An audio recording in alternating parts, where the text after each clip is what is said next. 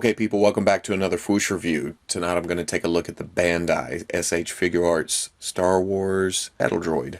Now, the Battle Droid, I know it's from the prequels. I've said I don't like the prequels. They're okay. There's just parts I do not like at all. But there are some designs, there are some characters I do like. The Battle Droid, I like the look of. I like the concept of if they would just shut their mouth. It's not terrible.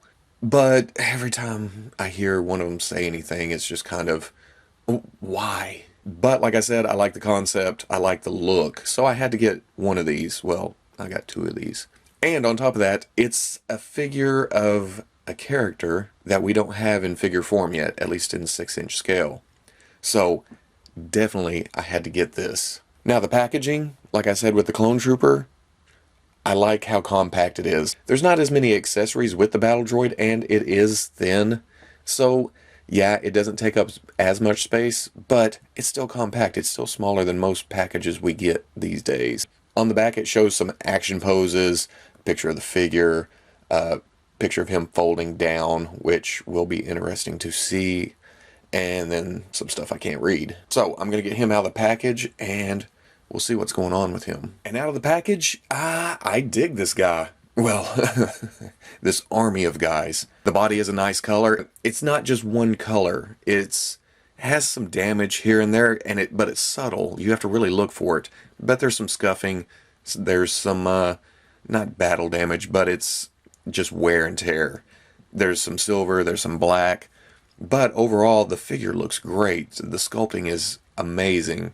And this time around, I'm pretty happy with the articulation. Now, like I said, the sculpting overall, it's a Battle Droid. It's just, it's a great piece. You have to look real close for the wear on it, but it's just like a hint of silver brushed out of some of the grooves and on some of the high spots. In hand, it's very light, but I guess I've gotten used to the model kits, so the weight doesn't really bother me at all. It almost feels fragile, but I have not had a problem with it for the most part. There are a couple of parts that like to pop off if you overextend it or do it the wrong way. Now, going over the articulation, it's going to be a little difficult here. It has some weird articulation spots to make it fold down and to make it look like a Battle Droid. The neck at the very top where it attaches to the head is a ball joint, so you get some side to side. And you get some swivel, and it's hard to move without moving everything else. It's not fiddly, but you got to kind of plan ahead before you pose the guy. Now, there's a hinge right here, so you get up and down, and there's all the way down and all the way back. Now, you'll notice here, there's a hinge on the back of the head that flips this panel open, and you can go up about that far. You can make it close down to, hide it a little bit, but that's not bad at all. Now, there's a hinge in the middle here, and this, you can get down this far with the neck, but to bring the head on down for when it's in the folded position, it comes off this arm top apparatus. And that lets you lay down just completely against the body.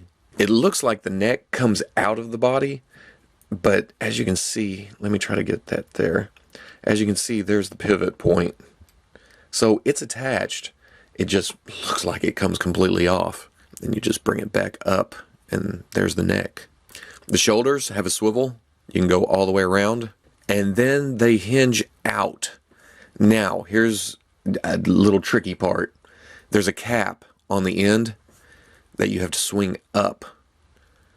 And then you swing the arm out. And it gets out 90 degrees. If you don't go complete 90, you can take this cap, bring it down, and it kind of hides the articulation. But if you have it straight up and down, and you try to extend it out, the cap catches on the bicep here. So if you extend it, it's going to pop the arm off. It's not a biggie. You just move the cap out of the way, pop the bicep back on, and you're good to go again. But it was scary, again, the first time I did it. This cap gives me hope in the future for an IG-88 with kind of the same deal.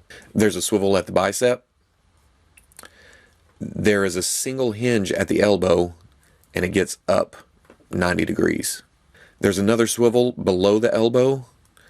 I don't know if this is supposed to be a swivel because it pops. It doesn't rotate like the bicep does. It's not as smooth. At the wrist, there's a ball that acts as kind of a hinge and swivel. You can bring the wrist in pretty far.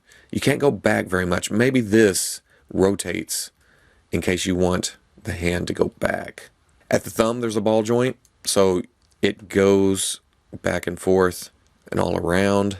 There's a hinge at the top knuckles that you can bring down, and then there's a hinge at the bottom of the fingers to bring it on around for gripping weapons, that kind of thing. And the fingers are another place where if you overextend, like you're trying to grip the weapon, these fingers are going to fall off.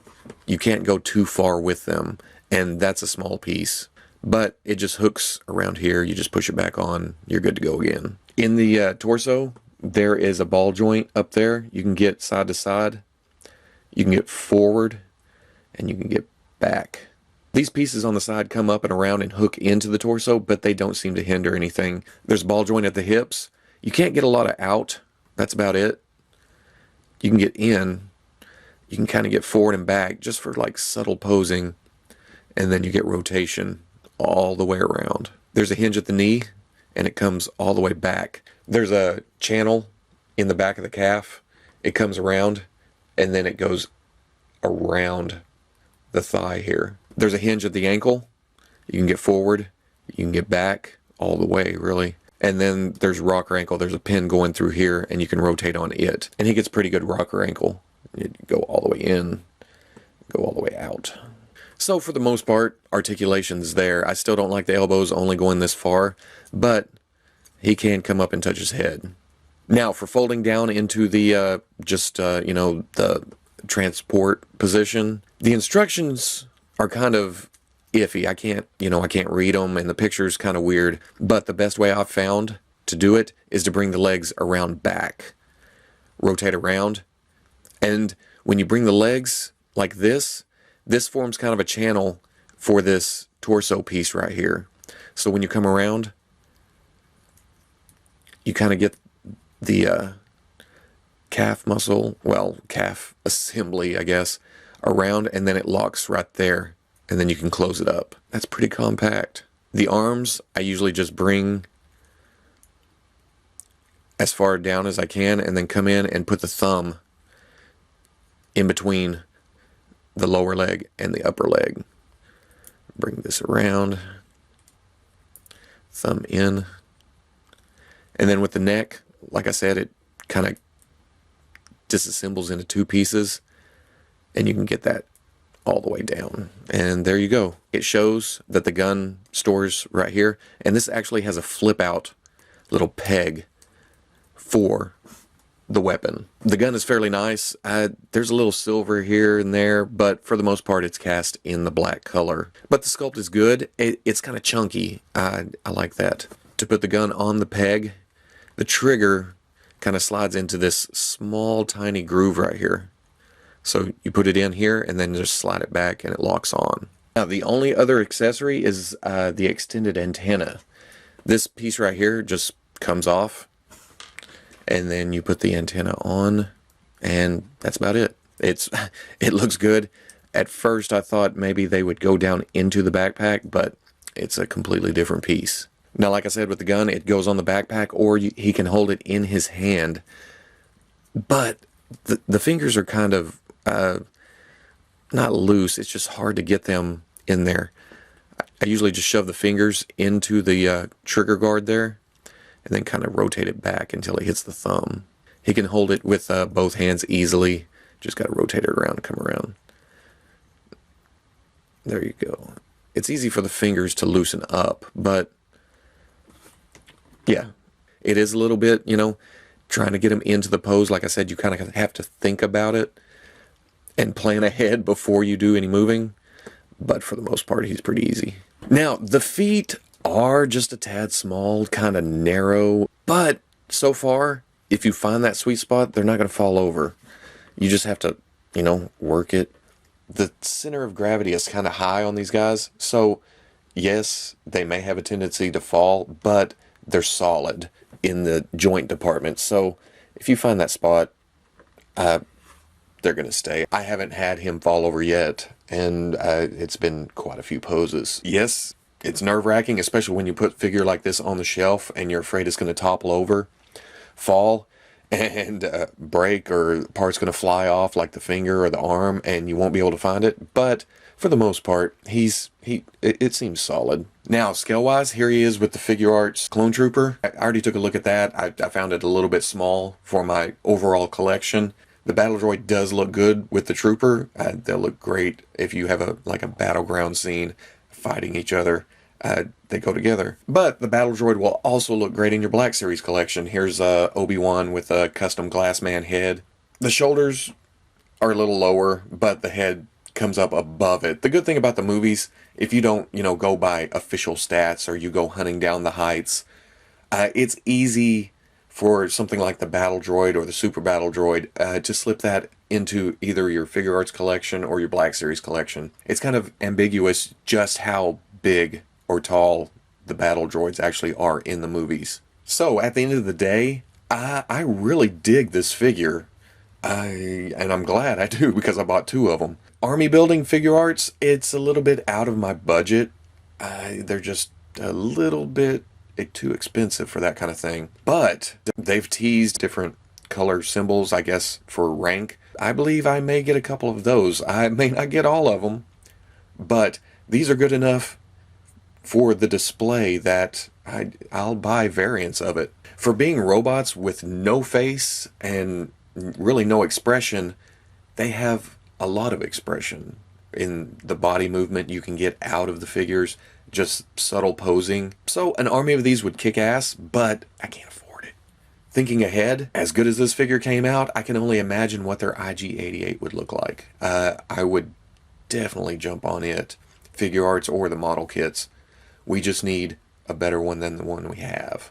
I know I gave the clone kind of a harsh review, and, I meant it.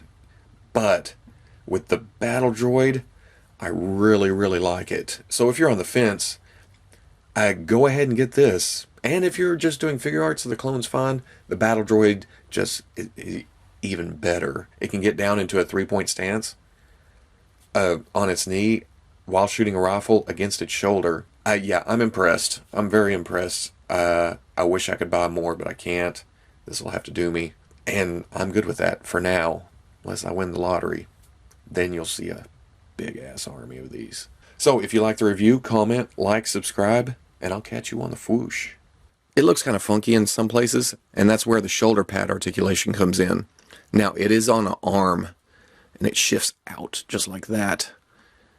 And at the end of it, the pad itself is on a kind of a ball joint.